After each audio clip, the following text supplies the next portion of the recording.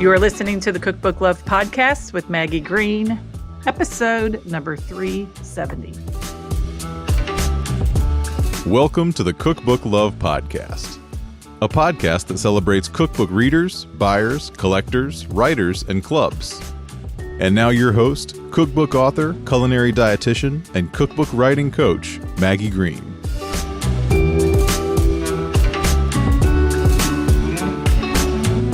Hi, everybody. Welcome back to another episode of the Cookbook Love Podcast. How's everybody doing today? I am doing well, enjoying a beautiful Thursday morning here in my world. Before I start a 12 o'clock call for my Cookbooks on KDP program, we are rolling along and today getting ready to start working on our low content books. And Cookbooks on KDP is the program where I teach people how to publish their recipes and stories in a book on Amazon. So I'm very excited for that. I returned from the supermarket, another one of my favorite activities, and thoroughly enjoy, as always, getting out, seeing people, getting a cup of coffee, shopping for my groceries, unloading the car, putting them away, and knowing that my pantry and refrigerator are stocked for meals for the next week. We returned from Chicago, had a beautiful weekend up in Chicago with our sons, and our daughter went with us. So we had a great time together and looking forward this week to go to a friend's son's wedding. So October is a busy time, as always, here in Kentucky. And I'm just grateful to be here talking to you today about a couple of things. First of all, I have an interview with Maureen Abood, and I'll introduce that here in a minute. But before I start my interview with Maureen, I want to tell you all about something very exciting that's going on. And if you are a food, nutrition, or culinary professional, I want you to listen up. Because I think that adding a cookbook to your repertoire, to your assets, to your business, maybe it's something you've dreamed of doing, is a beautiful thing to do as a food, culinary, or nutrition pro. I want you to imagine what it might be like to share your unique perspective in a traditionally published cookbook. And because of that, I'm thrilled to announce that the registration is open for a brand new training just for you called Publish Your Cookbook. This training is an opportunity for you to turn your food, nutrition, or culinary expertise into a published masterpiece. In this class, I'm going to talk all about traditional publishing. This is the process where we turn our expertise into a cookbook proposal and we pitch it to a publisher. And we become a paid cookbook writer before our cookbooks are published. I'm going to walk you step by step through what it takes for you to do something like that and the steps that I teach inside my program, Get Paid to Get Published.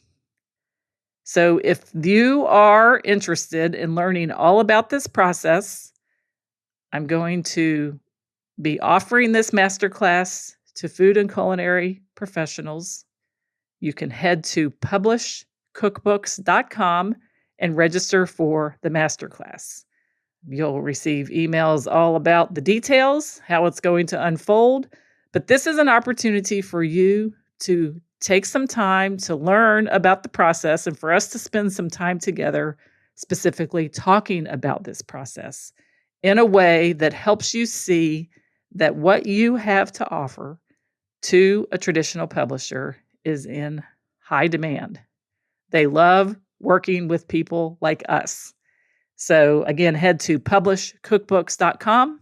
You can register for the masterclass, and I can't wait to see you there. All right, today on the show, I have an interview with Maureen Abood.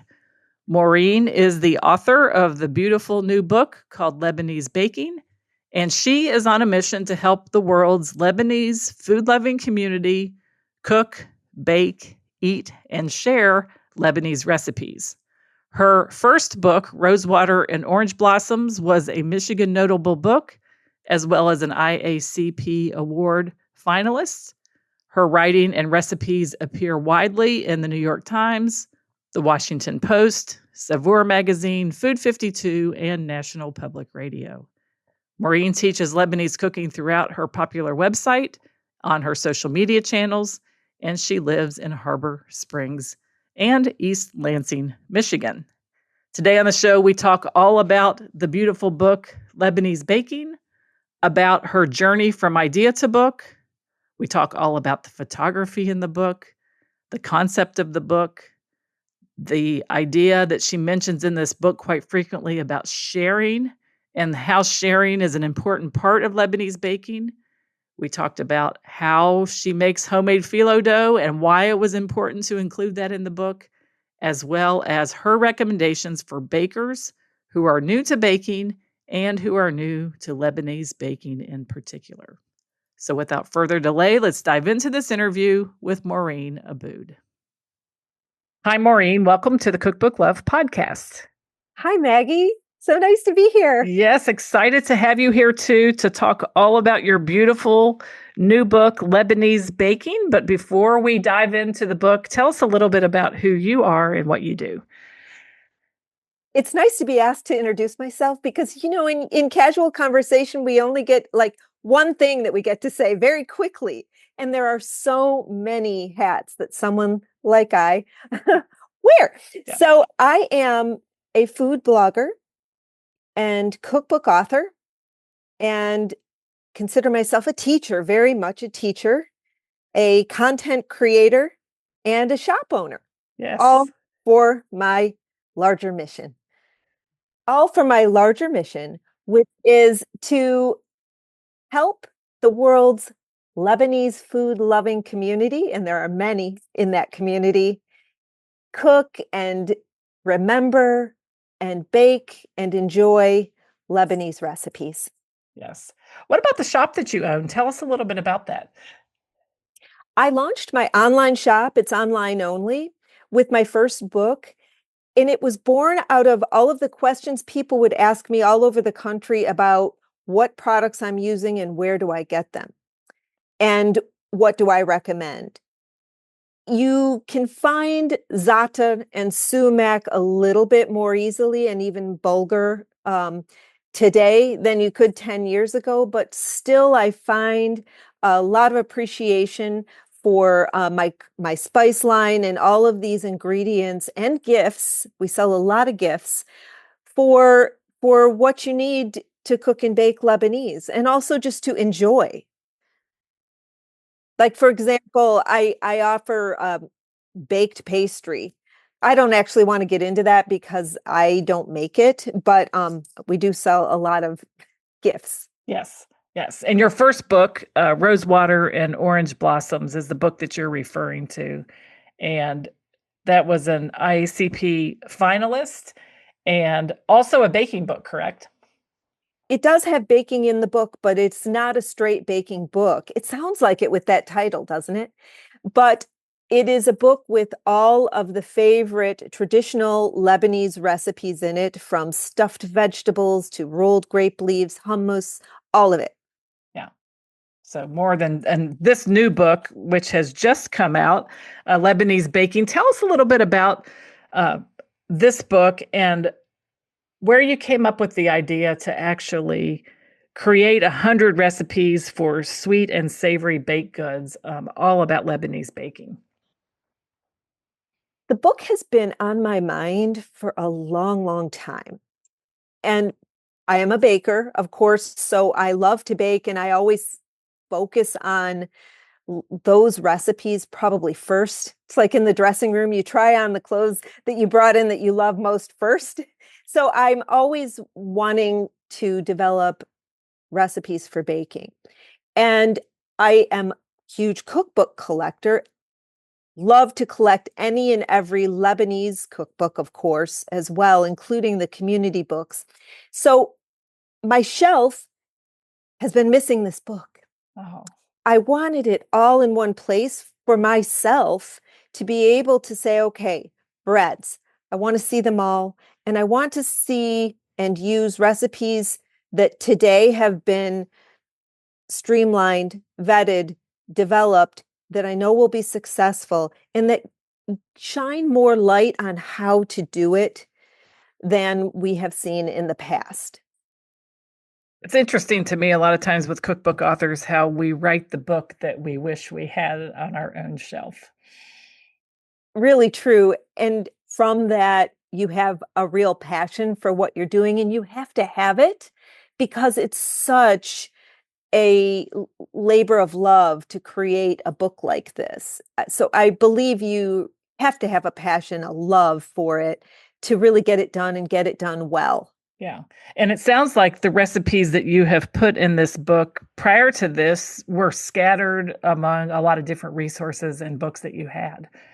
Yes, the books, the handwritten recipes that were in, folders and different files from all of the family and from just a lifetime of my mother and my aunts and my cousins. And what a thing to take all of this and say, okay, how can I create a collection that will honor the traditions and suss out what those are, because I don't necessarily know all of them. I'm Lebanese American, and I even people born in country, they don't necessarily know everything. So I wanted to explore and make sure that I covered as much breadth and depth as possible of these traditional recipes, while also doing what I also love to do, which is create inspired recipes with the ingredients. Yeah. Yeah. So when we write a book like this and you're trying to um, cover the traditional recipes, Lebanese baking, usually there's an overarching message that we're trying to convey to people who are using our books. So let's start with that for you and for this book. What is it from your perspective in your kitchen and collecting all these recipes and now publishing them? What do you want to tell the bakers and cooks that should happen to interact with this book? Please bake and bake for good reasons. The fun of it, the pleasure of it, the sensory experience of it, the meditational aspect of it. I believe that it brings good into the baker's life if the baker can relax and enter into the project, however complex or simple it may be, with a kind of light heart, so that, you know, we all have had experiences where what we make may not turn out the way we wanted it to. And I hope, from the past, that doesn't discourage people from saying, I want to try this. I want to try Lebanese baking. And then sharing that, sharing how to make, bringing others into the kitchen, and sharing the actual baked goods with others really brings a lot to the baker. Yeah. Yeah. So before we dive into talking specifically about some of the things in the book, would you be willing to give us an overview of Lebanese baking and kind of give us a snapshot of what the baking looks like and the types of things that people might expect to see in this book? The book covers both sweet and savory baking. So we have chapters on cookies and cakes, very simply, but then also the bitlewa, which is known also as baklava, but in a different style, in the Lebanese style. A chapter on that. A chapter on the kanafi, which is getting to be far better known because of the viral Dubai chocolate bar trend, where you have kataifi, which is the basis of much of the kanafi. The kataifi dough is more well known now, which is wonderful, because then you can dive into this chapter and explore the traditional recipes that kataifi is used for. Then there are savory yeasted breads and sweetbreads, as well as the fataya. The fataya are little hand pies that have fillings in them, and they're a very traditional, delicious uh, treat, savory treat in Lebanese cuisine. The book also has a lot of roadmap. So we start the book with how to use the book.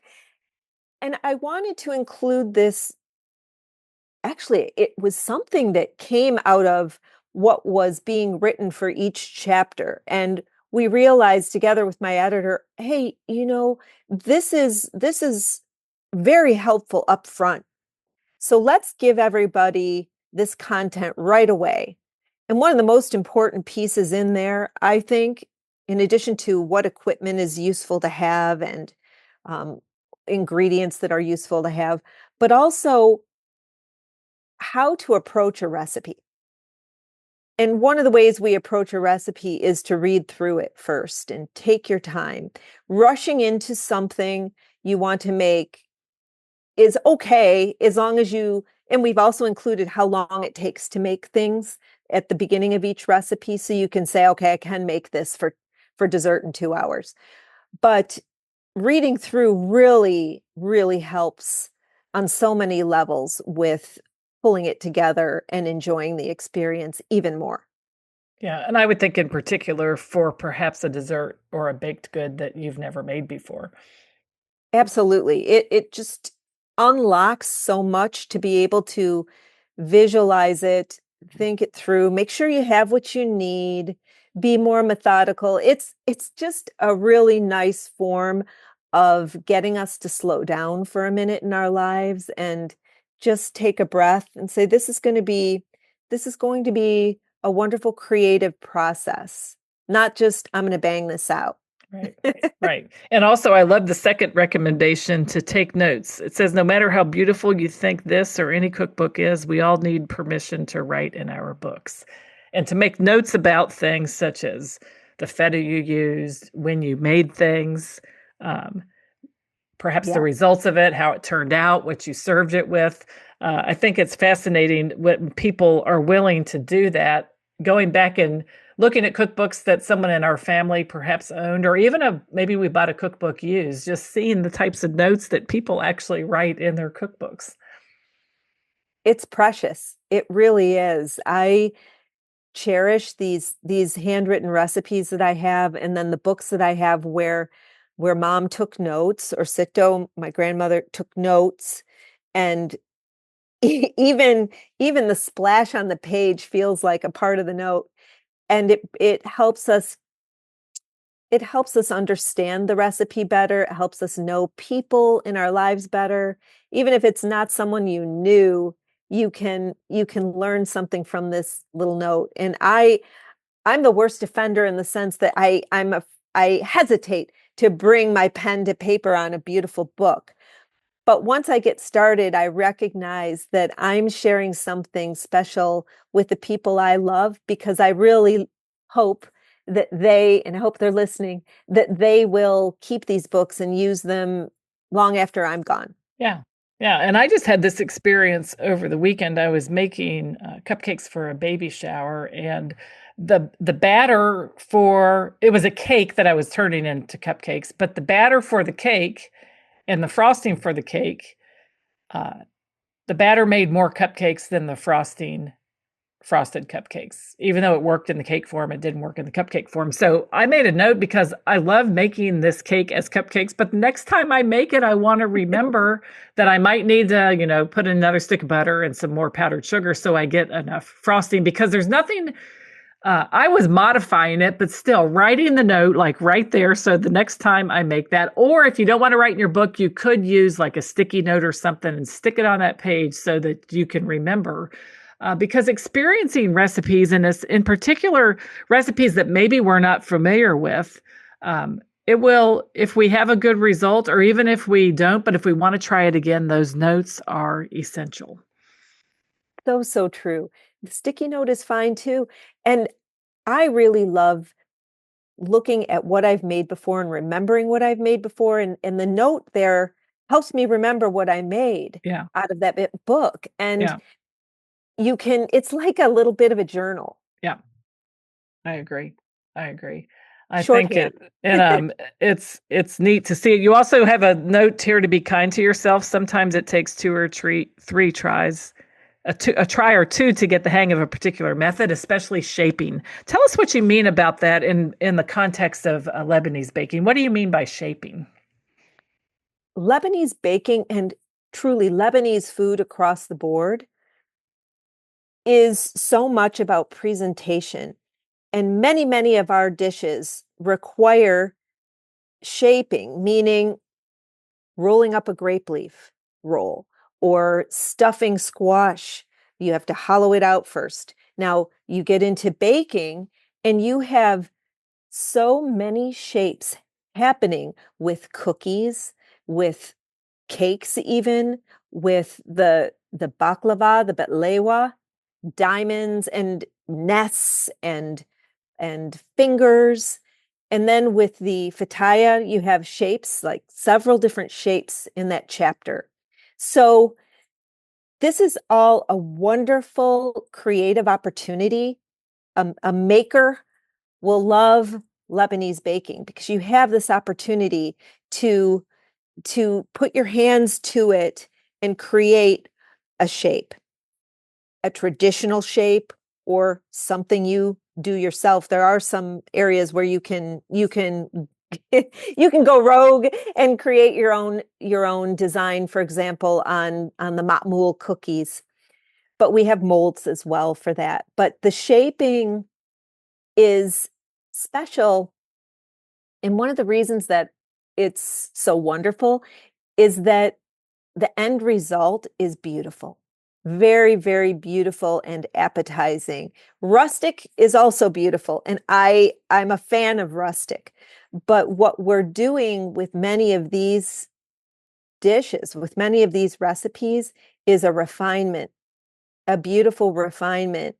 And so that's what I mean by shaping in the book. And there is a lot to it. And I truly went to the mats for creating recipes that will explain really, really well what I mean by the shape that you're trying to achieve and provide visuals for that too. Yeah. Did you learn shaping at the hands or the elbows of people in your family, or did you learn it from reading recipes? Both. I Yeah. would say both. The shaping of the fataya and the bitlewa in particular, those are things that my family has always made. So I do have this lifetime of shaping them. However, even my husband's mother, who is an incredible cook and baker, would be sometimes not so happy with how her fataya turned out. Didn't necessarily have these tricks and tips that I have in the book that will get you there. And with like the Syrian bread, the sage bread, flat bread that we make that's very specialized, very, very thin bread baked on a dome or in the oven. This bread I've been trying to master, it seems like forever. My grandmother made it. But what I did in the book was come up with a way that the home baker can make it without tossing this in the air. It's kind of like a pizza style where the old school is to toss the dough between your hands, thinner, thinner, larger, larger, till you have this beautiful, large, round, flat piece of dough. And not everyone's going to give these 10,000 hours to trying to do it exactly the way Sito did it. And I think that's just fine. I want us all to be able to make and enjoy it. So get your rolling pin, get your other tools out, and you can make this too. Yeah. You have in that particular recipe, there's a page with 9 process shots. So you really do try to explain it. There's a sweet picture of Sito, your grandmother, with her bread, like she's leaning on the counter and it's at her elbow, a stack of this bread on baking day. She couldn't be cuter. She It, couldn't it keep her. is. It is. And so she had a certain day of the week that she would bake this bread. She would come over and go down in our basement where we had a second oven. She didn't have the Sage, which is the dome oven with a gas flame under it. She didn't have that. She had a baking steel in the base of the oven that she worked with. And she would come and bake all day with my mother, this and a whole array of things. By the end of the day, we would have all over the table all these wonderful, amazing delights. She also did it in her own little kitchen at home, and she lived in an apartment not far from us. And I used to go over there, and thank God I woke up and realized at a point when I was studying literature at Michigan State that I had a wonderful opportunity to go be with Sito and learn how she was making this Yeah. bread. Yeah. I think sometimes, unfortunately, we realize these things too late. Right? And what a gift to be able to live so close to her and to be able to, because that's the difference of reading your detailed processes and the way you talk about shaping things in this book. And the photos certainly help, but there is nothing like the actual standing with someone in the kitchen and watching their hands at work. And it's just like magic. Yes, it's magic. It's so fun. And you see things that could never be explained in words. And Yeah. honestly, until I did this, I don't believe it has been explained in words like this Yeah. anywhere. Yeah. The bread is present in many, many books, but the explanation of getting so granular about what you're doing with that dough when you're trying to throw the dough, um, that was fun and took a lot of empathy, I would say, about what is a baker doing and how can I think through what they're trying to experience here. Yeah. Because from what I understand, this detailed process instruction that you provide, this is the first time in English language baking book or cookbook like this of its kind has been written. Of this kind, and there really are some wonderful books with savory baking and wonderful inspirational books that I have looked up to, but that compiles all of this Yeah. in one place with the Yeah. Lebanese sweet and savory and the cookies and the cakes and the Yeah. breads. That's new. Yeah. It's amazing.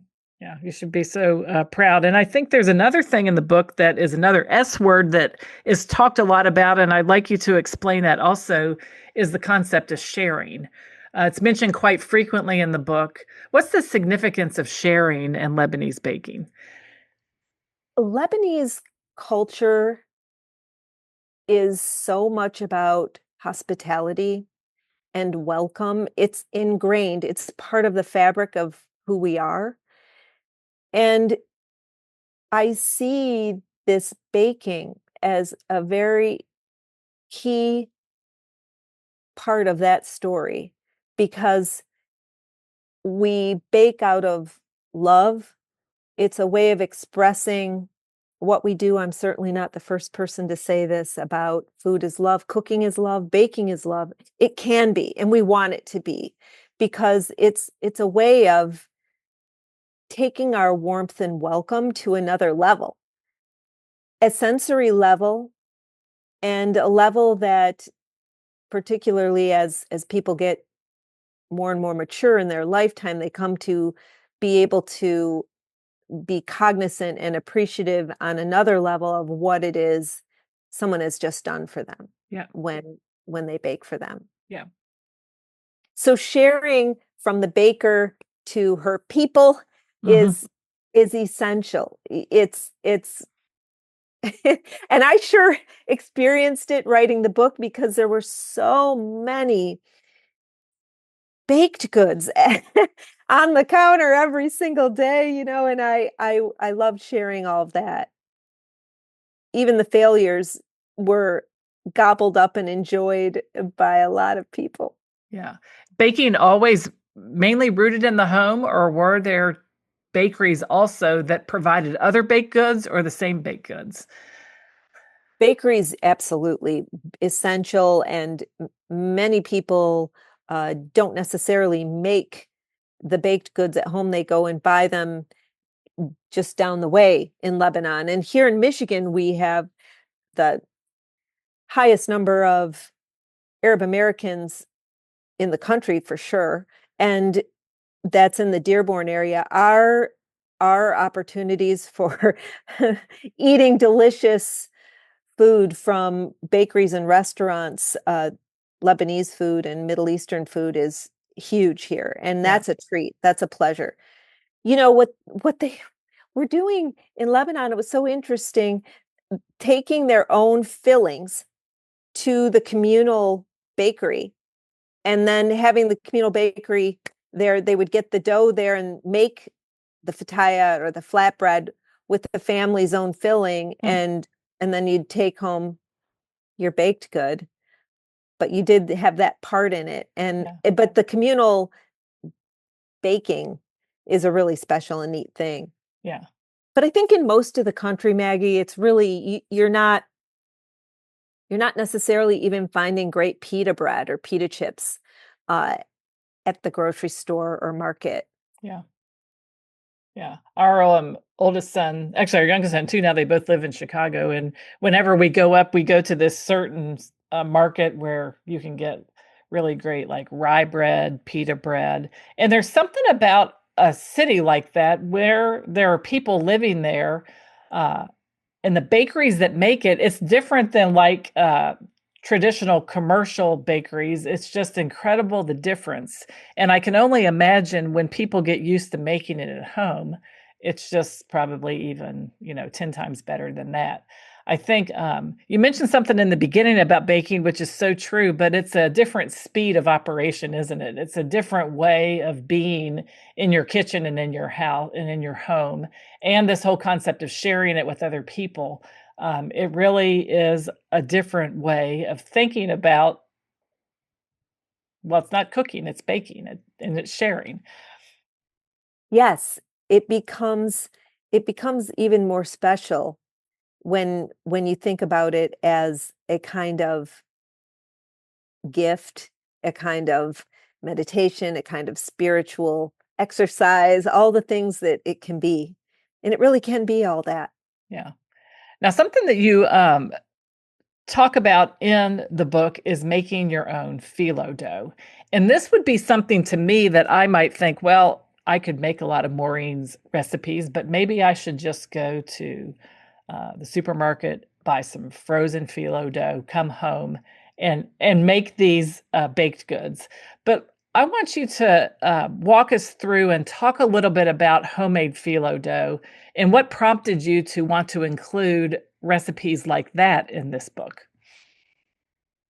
I would say yes, you should go and buy the commercial phyllo for much of these recipes in the book. And I do that too. It's a particular crisp, light dough that we love and we have to have, and we cherish it. And I love the Athens phyllo that is in the grocery store and the phyllo factory too. But the recipes for phyllo have been a part of my imagination for a long time because I know that the commercial phyllo was not always available. In fact, not for that long has it been available. So I kept it kept nagging at me that my forebears were having to make phyllo dough in order to make their pastry, their Lebanese pastry, and what that meant. And I always considered it to have been a kind of burden for these women, that this is what they had to do. It was expected. This is how they did it. But also I just didn't understand how it was made in a home. So I went on my own journey to learn what is phyllo dough, how is it made, and there are a couple of different methods for how it's made. And I felt that if I could unlock this mystery in my own head, I could at the same time know my grandmothers and my great grandmothers and my aunts, great aunts, much better. Yeah. And it did happen. It did happen because I found that making phyllo dough is so much fun. It's really a lot of fun, and it takes concentration, and it takes that reading through and watching and coming to understand how these thin layers can be handled. And in the end, they're delicate, but you can, when you use the wet method, for example, where you're stretching the dough. And I always had heard, okay, they used to stretch this dough over the whole table, and they had a community of ladies around the table doing their stretching. And I just thought, that's amazing. And now I understand what exactly they were doing. If you get a little tear in that stretched dough, it's no big deal. It's fine because you're going to roll it up or you're going to layer it, and it'll be okay. So the phyllo is a special recipe that, honestly, up until we were getting closer and closer to finishing editing the book, I was wondering, should I include this or not include this? Even though I had already developed all of it, I wouldn't have had a problem, I don't think, just saying, oh, this is too much. But we really wanted this exploration to be there, and for all the reasons that I've explained here, but it's also just a ton of fun, and you can make beautiful pastry with it. Yeah, and traditionally women did make it. And it's not the ingredients, I mean, themselves, like in the dough, water, vinegar, sea salt, olive oil, and unbleached all-purpose flour. So it's not even the ingredients, it's probably more the technique and just the thinness of it that people might think, how am I possibly going to do that? Yes. Yes. Yeah. And you have a wet method and a dry method. The ingredient list I just read was from the dry method. And then the next recipe, the spirals, is made with the wet method. But the ingredients are pretty much the same. Tell us the difference between the wet and the dry. The dry method is a rolling out of the dough, and you create these little balls of dough, and then you start stacking them. You use a ton of cornstarch. You make a sort of cornstarch flour mixture. And this is your ball bearing. This keeps everything moving. You start layering these small rounds that you roll out. And I tried to break this down so that you wouldn't be rolling too many layers at once and have it be a little overwhelming. But you can roll these out. You stack them with lots of the cornstarch mixture between the rounds, the discs that you're rolling out. Then you roll again. And as you're rolling, it's so tempting to just keep rolling because it's getting bigger and bigger in these layers. But you have to stop, because the more you roll, the more likely it is that they're going to just start to meld together, and it'll be difficult to separate them. So you start separating your layers, more cornstarch mixture, stack them back up, roll again until you get to about a 10-inch round. And many recipes will call for rolling it much bigger than that, but I wanted it to fit into a standard size pan. Mm-hmm. So then we layer it in the pan with the butter, just like you would make any bitlewa, and par bake that, so that you can, it's a little, even though it seems super thin, it's still a little thicker than the commercial phyllos. So we have to bake it as we go. But then with the wet method, you're making one larger disc, you're letting it rest, and then you're stretching this into a very thin, giant sheet. So you need a big workspace. And that's probably why they always worked on the table, because that was the biggest open workspace in the kitchen, and it still is. And you stretch carefully. You rest, you stretch, you pull, you are stretching this dough and sort of anchoring it back down on the counter while you then pull from another area around the dough till it gets giant. And there's some nice photos of this as well, and actually showing that this also could tear a little bit when you're making it this thin, but it obviously doesn't affect the final result of the final spiral. Yes, and you could have photoshopped that out, you could airbrushed that right out of there, in my photos, but I've made it where I haven't had the tears, but I thought, "This is fine," because it Mhm. really is fine. Yeah. It doesn't matter. What you see in the end result there comes from a beautifully stretched dough that may have had a tear or 2 in it, and it came out beautifully. Yeah, that's interesting. I'm fascinated in the dry method that you roll the pieces stacked together, separated by the cornstarch and the flour, that you're not doing them individually. Yes, you start with them individually, then you stack them.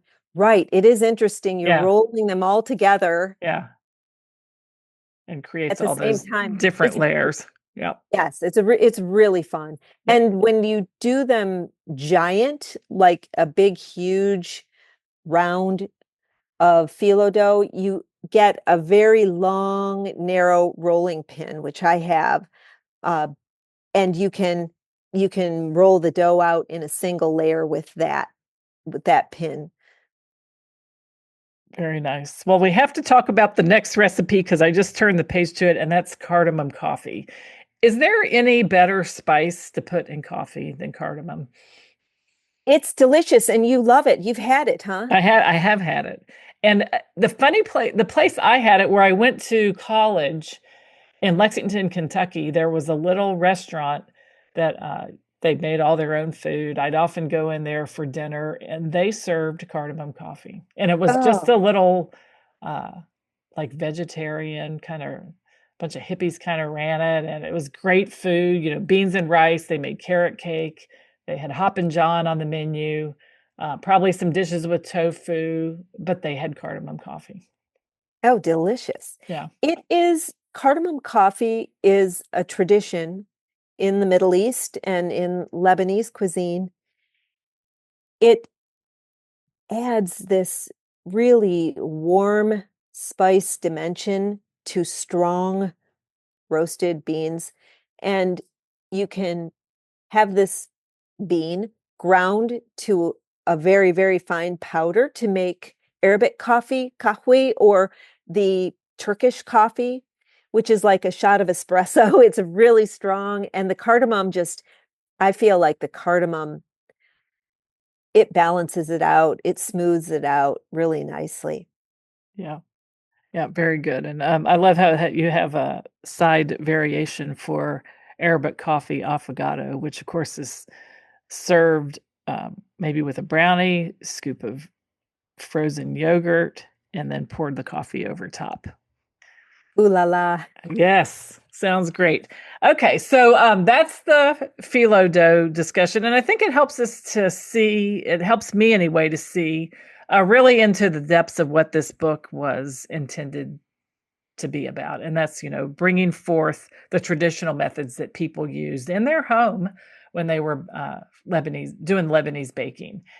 What about recipes? If there's someone who, gets a copy of the book, they, have it in their kitchen, they've read it, what kinds of recipes, let's walk through a few that you recommend for bakers who might be new to this type of baking or new to baking, but they wanna try something, new. Where would you recommend they start?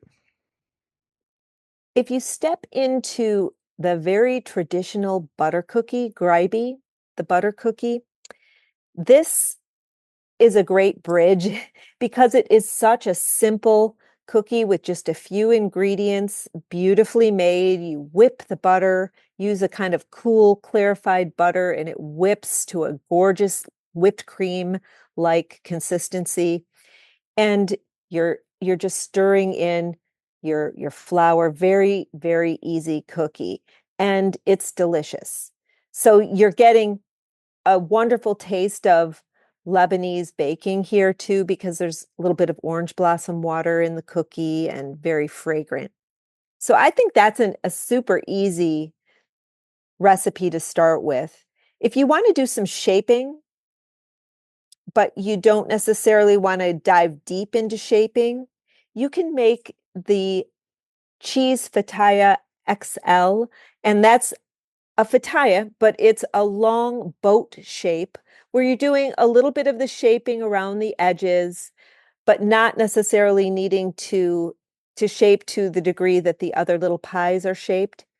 And it's cheap, impressive. You can pull it out of the oven and cut it into wedges, and it's a very delicious treat. And you get to test out some of the shaping. Yes, and that would be that's a savory, the one with the cheese, a savory or a sweet baked good? That's a savory pie, Yeah. cheese fataya XL. Yes, savory cheese pie. It's pizza-like in its cheesiness and just super delicious and fun to make and Yes. impressive too. Yes. But I wouldn't dissuade people from trying to make a bitlewa, a baklava, Mhm. which is broken down and simplified really nicely here. If you make your components in advance, which bakers have been doing for a long, long time, you get your clarified butter done, you make your toasted nuts, your flour water syrup. Then on baking day, you're just assembling. You're assembling and you don't have to butter every layer, which is traditionally done with phyllo pastries. I have a really nice method here from my Aunt Rita that makes that faster and easier. So you could actually make a pan of bitlewa as a beginner and feel so accomplished, impressed, and overjoyed. Yeah. Yeah. Very good. The cookies and some of the other baked goods, I see some different tools like laying in the photos. Tell us a little bit about some of the tools that you might recommend that people have, or if there's things they can use instead of the tools, and what's the purpose of the tools? The matmul cookie is a very traditional stuffed, filled butter cookie, Lebanese cookie that has all different kinds of fillings, and these are shaped. So you have molds with different shapes to the molds and gives different shapes to the cookie that then indicates what's inside so you know the different shape has a different filling, be it dates or pistachios or walnuts. So these molds are just beautiful, traditional, wonderful pieces to have in your kitchen and to use. I have a lot of vintage molds, and I also have these molds in my shop online because they're good ones are hard to find. You can find them in some of the Middle Eastern grocery stores and that kind of thing, but they're more shallow and the cuts on them, the cut marks that make the designs might not be as defined. But if you don't have a matmul mold, but you want to make matmul and you want to make them beautiful, you can just use your fingers to create a kind of pinch mark in 3 spots across the top. You can make them oblong, round, and then make these marks across the top. And they're quite beautiful, just like that. Yeah. Yeah. The pictures are really very pretty. Can we talk a little bit about the shredded dough that is used in there's a whole chapter for it. So it looks like phyllo dough, but it looks like it's cut into very fine shreds. Kataifi dough is used to make all different types of kanafi, and we have a chapter on kanafi in the book. The kanafi creates a crust out of this shredded dough. You do hear it referred to as shredded phyllo, but it isn't actually that. It is actually made with a batter that's dropped down from multiple little spouts, and they create these threads of kataifi. But it's got a wonderful, toasty, delicious flavor when it's baked or when it's sautéed on the stovetop with butter and then assembled to make a crust. And I realized when I was writing this chapter that I had never seen anywhere a collection that would really help us understand all the different variations of kanafi.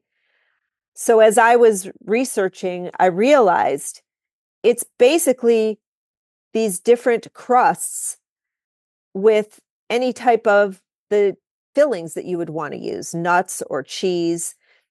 And so I wrote the chapter with the crust recipes at the beginning, and then you refer back and pick which crust you'd like to use because you can use any of them. So if you don't have kataifi dough, there's a crust there for you where you can make kanafi without the kataifi dough. Yeah. And you would buy this. This isn't something that you would, the shredded part, make that in the book, or people No, make it you at would, home. Yeah. yes, Even you would buy traditionally, it. it was always purchased. It was always purchased somewhere in time. It wasn't, I suppose. And I think it would be, of course, I would love to explore that and figure out how unlock the mystery of how to make kataifi dough. But yes, you would purchase this 100%. It's frozen. I have purchased some online that was not frozen. It was fresh and it came to me like express mail. Yeah. Very, very, very good. Yeah, I mean, these shreds are very fine. I mean, finer than coconut, it looks like. It almost reminds me like the thinness you might see of shredded wheat cereal, something like that. Uh, that's how fine the individual strands of this dough are. So I can see that you'd have to have some sort of a tool to create those shreds. Yes, you would. And when you work with the dough, you need to cut it or pulverize it because otherwise it's sort of unruly. It's like Rapunzel's hair. There's a lot of it there and you need to get control of it. So you generally chop it or process it to then work with it in the crusts and to make little nests, which are adorable and delicious.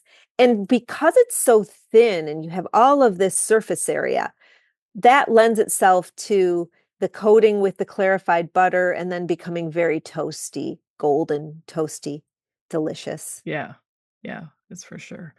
Okay, so we've talked about some cookies. We've talked about the phyllo dough. Talked about the kanafi. There's a lot of other recipes in here. There's some beautiful cakes, even like a mocha cardamom snack cake. I loved what you said about the Michigan tart cherry limeade.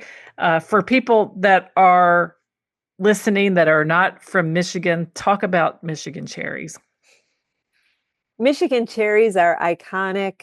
We are the cherry capital of the world, we like to Yes. think. I'm sure there are plenty of other regions where they produce a lot of cherries, but up in northern Michigan in the Traverse City area, we have cherry farm after cherry farm. It is a quilted glory to behold. And are the cherries themselves play such a big role as a Michigander. You see cherries everywhere. We have cherries in all kinds of recipes, and we cannot wait for cherry season in the middle of the summer. It takes until about mid-July to start getting our cherries Yeah. in because we are a colder climate, but that also contributes to how delicious they are. And the tart cherry is especially wonderful. This is the cherry that you use in a cherry pie. Yeah. Yeah. They are delicious. We went to Door County in Wisconsin a couple summers ago, and of course they had cherry picking there, and it was mid-July, and they were just like a little bit past. They were ready to pick when we were there. It was a beautiful, and there's nothing like it. And the Traverse City area and that whole area, it's a wine region, fruit known for fruit, and it is because of the microclimate. It's cooler temperatures and delicious, delicious cherries grown there. So I love that you included that in your book, and that to me is a fun thing about cookbooks. You know, the Lebanese baking cookbook, but yet it still has a flavor of you and who you are and where you're from. And I think it's always great that we can include things like that. Very much so. Yeah. Thank you. There's also a tart cherry cake in the book that's delicious.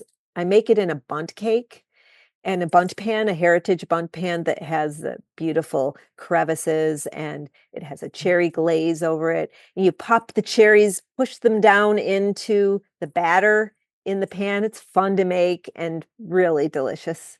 Yeah, that sounds great.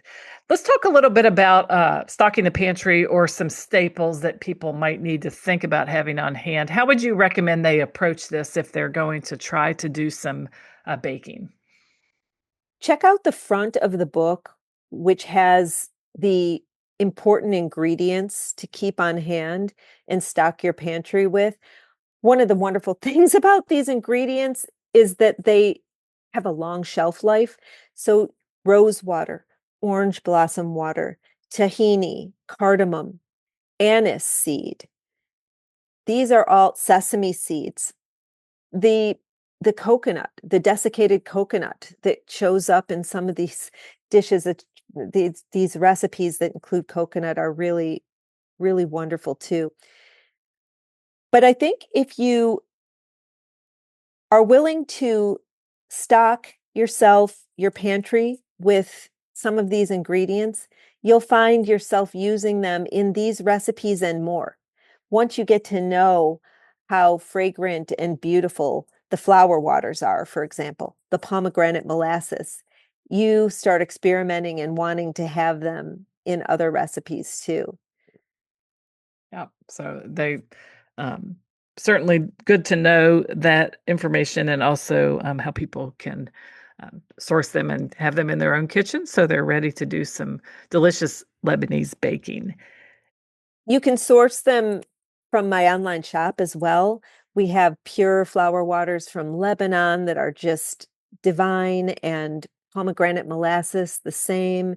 Lebanese pine nuts, which are the most beautiful, biggest, most buttery pine nuts I've ever seen. So those ingredients are available through my shop as well as you're seeing them more frequently in your local grocery stores too. Yeah, it's great. So the photography is a whole uh it's like its own thing in this book. They're beautiful photographies, many of them, like I mentioned, process shots. Um, Tell us a little bit about the photography for this book and how it happened, because it's obviously a very big part of the way the book is laid out.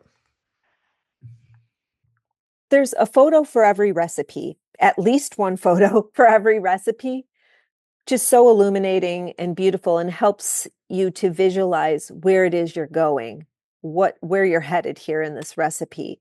Everyone loves a picture. Everyone wants to celebrate and enjoy what it is that they're about to make or what they have made, and to see how they can make it look the way it should look or the way that traditionally the recipe should be.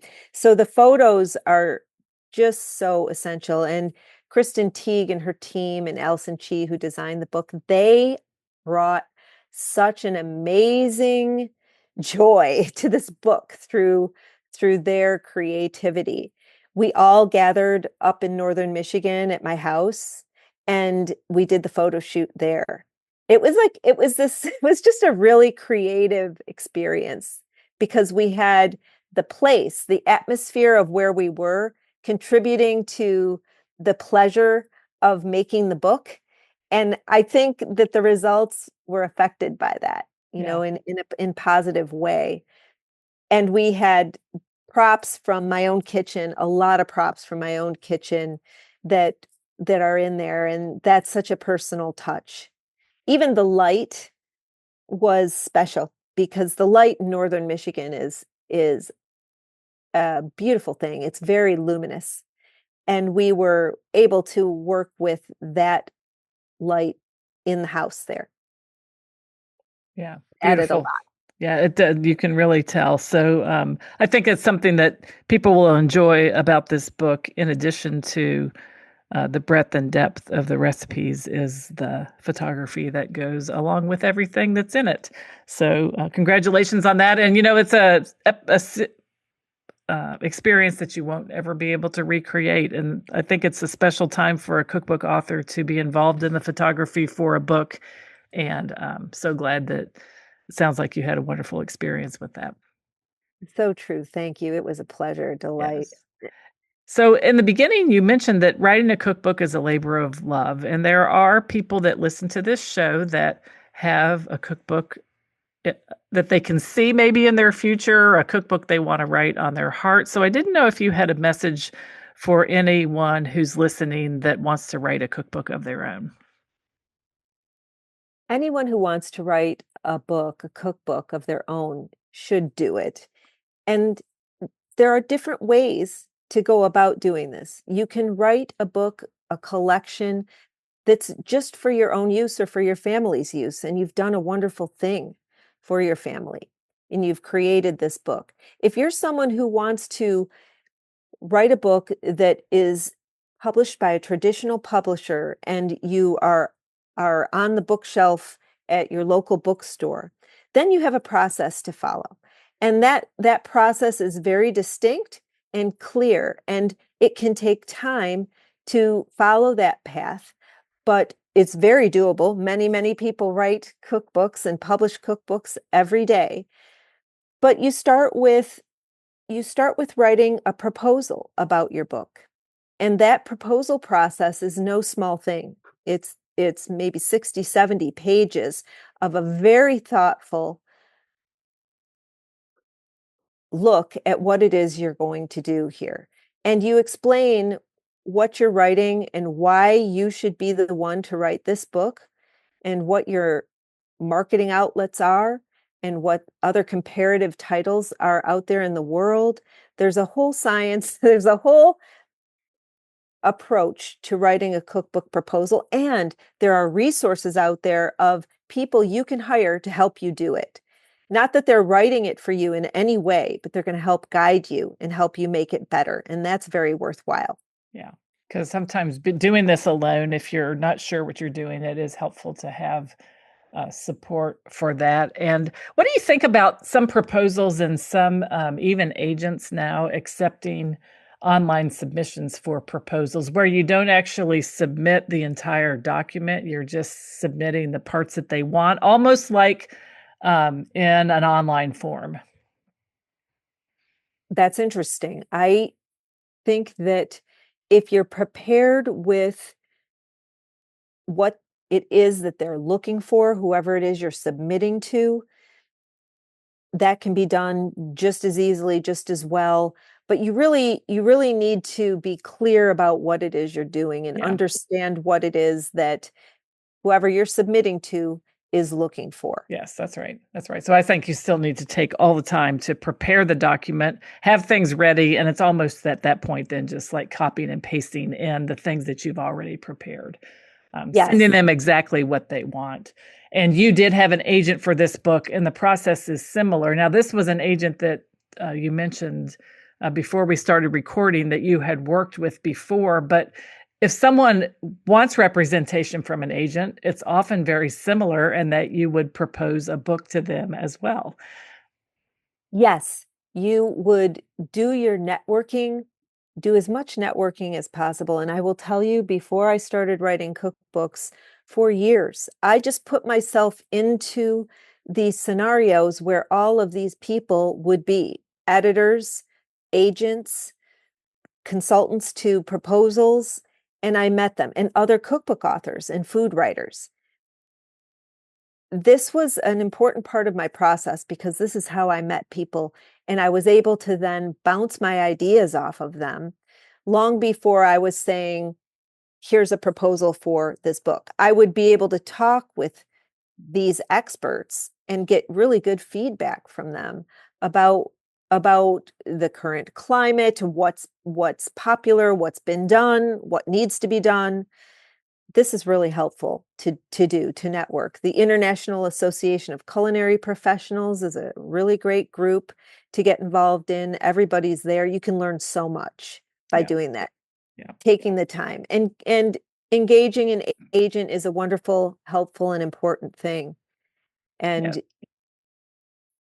you just, again, want to be prepared when you approach someone with a solid idea. Yeah. Yeah. Very good. Thank you so much for those tips. And as we're wrapping up, one of the last questions I like to ask all my guests is, since we are here to talk about cookbooks and everyone listening loves reading, writing, or collecting cookbooks, I like to ask if there's a favorite cookbook of yours that's been a favorite through the years and what that might be. I love this question. There are so many books on my shelf, but my favorite book is a vintage book, only vintage in that it was my mother's cookbook.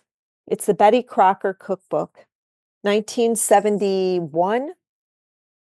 And it's so well used, so well worn, and her notes are in it, and her post-it notes, and her other recipes that she had handwritten are tucked in to the inside of the book. She even, when the book was falling apart, covered it with wallpaper from our kitchen. So I hold this book and I have so many memories, and I just feel my mother's presence. My mom is not with us anymore. Yeah. So you can understand why I just want to connect, and I want this book to be with me all the time. I love it. It's old-fashioned. I have so many great books that I have learned from and that I bake from, but this book is the book that I love and that was with me through my childhood. I baked out of this book so much. I was always in the cakes and the cookies and the candies chapters, making divinity. I remember learning to make divinity, the little Oh, marshmallow-like yeah. these with this book and so many other recipes. I Yeah. love it. It's amazing.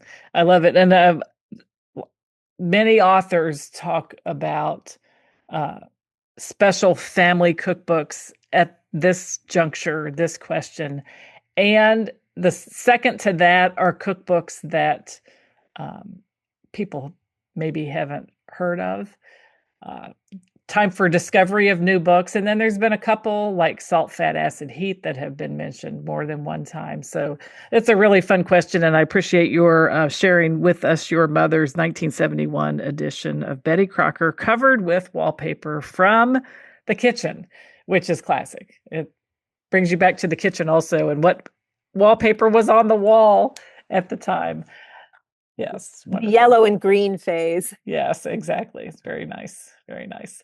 Okay, so one thing I also would love for you to share is how people can connect with you online. I would love to connect with everyone on Instagram, on YouTube, and on my own website, maureenabood.com, where you'll find all of the recipes and info that you might be looking for. And I just love to hear from people. So shoot me an email anytime. I just really enjoy that exchange so much and love to see everyone. Yeah, great. And I'm sure because you, this might be a new type of baking, different ingredients, uh, names of things that might be unfamiliar to people, that you're open, like you said, to talking to people, communicating with people, and helping everyone have great success with their Lebanese baking. Love for them to reach out. Yes, yes. Well, it's been terrific to have you on the show. The book is just newly published. Is there any events or anything coming up that you want people to know about? I will be in Chicago and DC and all around Michigan. I have an events page. Please check it out. It's on my website. I would love to see you and meet you in person. Yeah, great. So we'll link to the website. Everyone can check out the events page and keep an eye on it throughout the fall, because a lot of times, sometimes things will be coming up. Sometimes things are added. So if you want to meet Maureen in person, that's a great way to certainly do that. Get a copy of her book and have her share her signature and autograph with you and really connect with cookbook authors. I know writing my own cookbooks, that was the biggest joy, was when we get a chance to go out and meet the people who will be using the book. It's, there's lots of joyful things all along the way, but meeting the readers is just a great time. It's a special joy. That's for sure. Well, thanks again so much for coming on the show. I wish you nothing but the best with your beautiful new book, Lebanese Baking, More Than 100 Recipes for Sweet and Savory Baked Goods. Thank you so much, Maggie. Yeah, You are thank you. doing a wonderful thing with your podcast. It's Yes. just terrific. It's been a lot of fun to do, and meeting people like you is exactly why. And helping people spread the love and the word about this genre of book, which from my perspective, it's still going strong. People love to have a printed copy of a cookbook in their kitchen because it's a curated set of recipes, and yours is no exception. So it's a joy to do this work. Thanks, Maggie. Thank you so much for joining us today for this episode of the Cookbook Love Podcast. Again, all the links can be found in the show notes at www.cookbooklove.co. And if you are interested in writing a cookbook of your own, please check out the free cookbook writing masterclass called How to Get Paid to Write a Cookbook. It is designed specifically for food or nutrition experts, and you can check that out at www.cookbookwritersacademy.com/free. So that's it for today's episode of the Cookbook Love Podcast. This is your host, Maggie Green. And until next time, have a great day and keep loving your cookbooks. Thanks for listening to the Cookbook Love Podcast. You can find out more information at www.cookbooklove.co.